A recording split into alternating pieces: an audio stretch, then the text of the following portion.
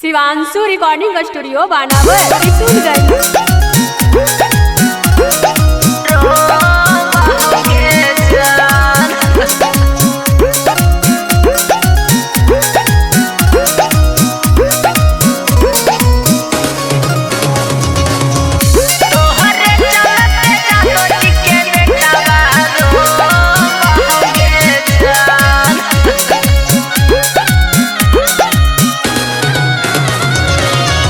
जाए के जब हम ससुररिया कहेला लड़ाई ना हम नजरिया जान जाए के जब हम ससुररिया कहेला लड़ाई ना हम नजरिया किया गे सुगनी तोहरे चलते जादो जी के बेटा रो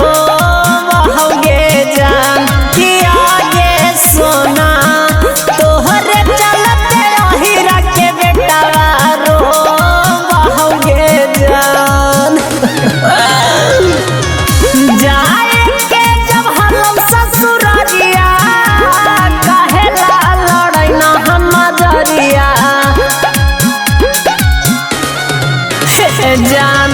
जाए के जब हम ससुररिया कहेला लड़ाई ना हम नजरिया